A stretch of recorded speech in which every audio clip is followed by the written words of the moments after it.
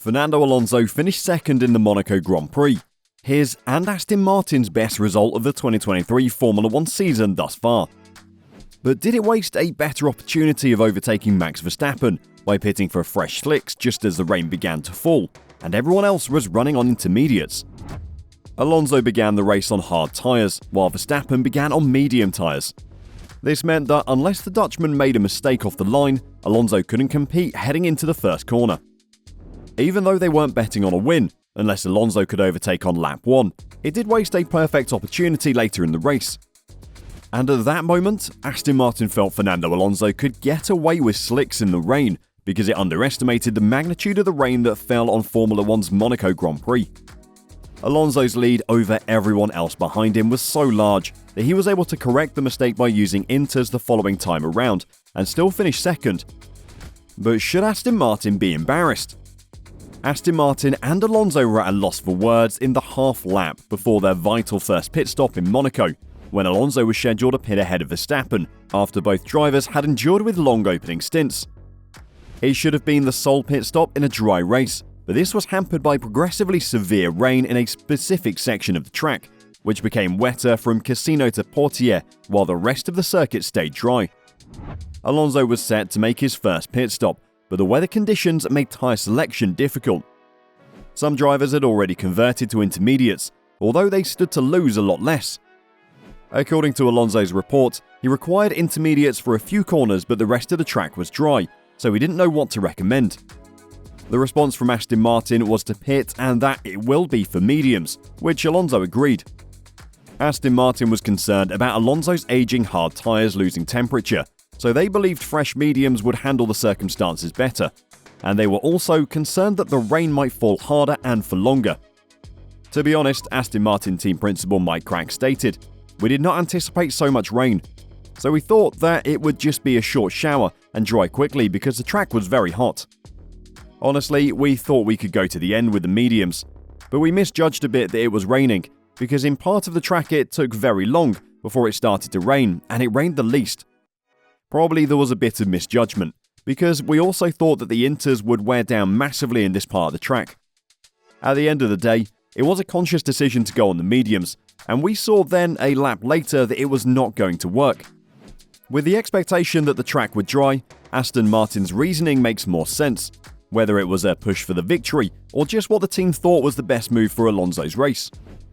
If it hadn't rained so much, the fresh set of mediums may have put Alonso ahead of Verstappen, whose performance in the wet section of the track in the few circuits before the pit stops was weaker than Alonso's because he was battling with his grained mediums.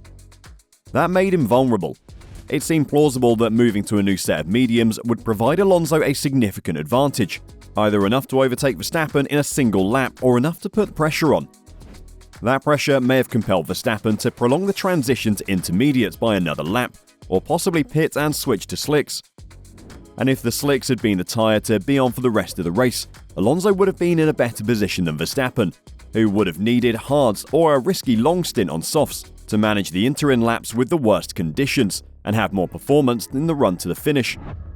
Red Bull team manager Christian Horner seemed surprised by the call, but believed it did relieve some of Red Bull's burden. "We had enough margin with the 9 or 10 seconds that Max had when he pitted that even being 5 or 6 seconds off the pace, we'd still have been 3 or 4 up the road," Horner said. "I was surprised they took the medium tyre, and that totally let us off the hook. And then it was a question of, okay Max, just get it to the pits, and let us get the car turned around." Whatever Aston Martin hoped for with a new pair of mediums, the company says that allegations of a miscommunication, that Aston Martin actually planned to put Alonso on intermediates, were false. The crew just believed that slicks were the best option. It corresponds to Alonso's in-lap occurring at the tipping point for the conditions. He knew very quickly that the continuous rain had made things worse in the span of a lap. Raining heavy in turn 3. It will be inters, I think. "Yeah, raining very heavy in 5. Inters next lap," he said. Verstappen had previously told Red Bull the same thing, so they both pitted on the same lap, but Alonso was now over a minute down. After the race, Alonso said that advising a move to intermediate sooner would have been illogical. "For me, it was very clear that the track on that lap we stopped was completely dry, apart from turns 7 and 8, he said. So how will I put the inters? It was completely dry 99% of the track." I stopped for dries. The weather forecast was a small shower, a small quantity of rain as well. What we had on the monitors as a team. And we had a lot of margin behind us to put the dry tyres and if necessary the inter tyres. Maybe it was extra safe, I don't know. That minute and a half that it took to go through turns 5, 6, 7, 8 again, it changed completely. No full power around the lap, braking was extremely fragile into turn 5, into turn 10, so it was not easy, he commented on the change in weather. I was surprised that there was no safety cars, no incidents, so I think everyone was doing an amazing job today to keep the cars on track, Alonso said. Alonso is exaggerating when he says, the lap that we stopped, it was completely dry, because it evidently wasn't. However, the crucial issue, as emphasised by Crack, is that had Aston Martin foreseen the weather and evaluated the circumstances somewhat better, a different option would have been taken. Where we could have been better was with the information about the weather, Crack said. For a long time in the race, we thought it was not even going to rain, and then we were surprised by the intensity. In retrospect, the transfer to mediums was a waste of time, and the intermediates would have been the better option. The unavoidable question is whether Aston Martin's decision to use the intermediates at the first stop may have won Alonso the race. In hindsight, it's highly probable. Based on the performance of others, that may have been enough to take track position away from Verstappen. It's difficult to compare because Verstappen's in-lap was performed with Red Bull knowing he now had a huge advantage. Alonso was on slicks, and both would be pitting for intermediates regardless. Verstappen's pace was far more conservative, so it's not fair to suggest that the intermediate runners gained this many seconds on him, and Alonso would have done the same. We had so much margin, we didn't need to pressure it and get that decision wrong, Horner added. We had the time, and it wasn't like the circuit was flooding with rain, so that gave us the ability to lose 4 or 5 seconds on an in-lap and still come out ahead of Fernando. When we saw him leave the pits on slicks, it was a question of, okay, don't even try. If that direct amount was a fair comparison, Alonso would very certainly have won. However, it is plausible that Verstappen would have hung on in the face of a more critical in-lap. I don't think it was lost, Crack said, because if we had fitted the intermediates, Max would have fitted the intermediates as well, and he had the gap. So I don't think it would have changed much. Alonso again firmly defended his team, dismissing claims that it threw something away, and arguing that the correct decision was made based on what they expected. It was a complex race to read, to execute, and we are P2, said Alonso. I know there were a lot of questions in the TV pen as well, about fitting the inters and trying to win the race, but honestly, this is a different race than what we saw in the team. And we are P2. We are very happy. Very, very happy with the race, because P1 was very fast today. In any tyre, in any condition, Max was always 15 or 20 seconds in front of us. There was no chance to win today. Have Aston Martin thrown away a perfect opportunity of a win in Monaco with their strategy? Would you have done it differently? Let us know in the comments down below. We love to read your thoughts on Aston's decisions. Even though Alonso felt he had no change during the race, he is optimistic about a possible title challenge, and rightly so. So far, Alonso's results have been quite consistent.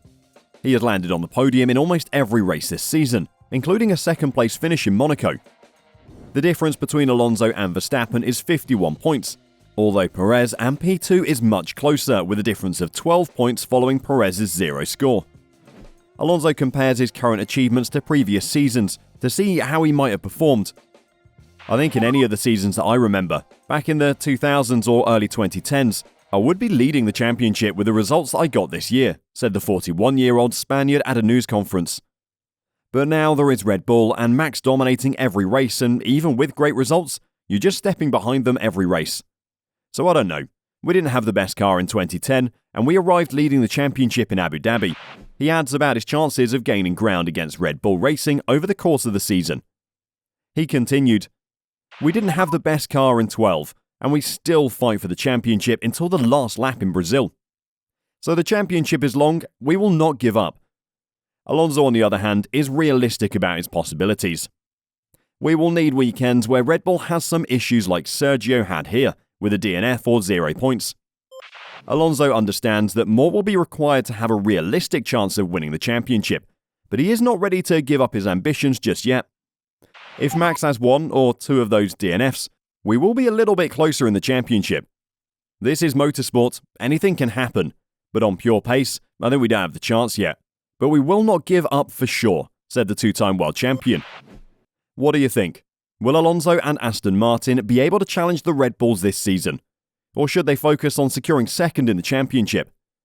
Let us know your thoughts in the comments down below. Thanks for watching today's video.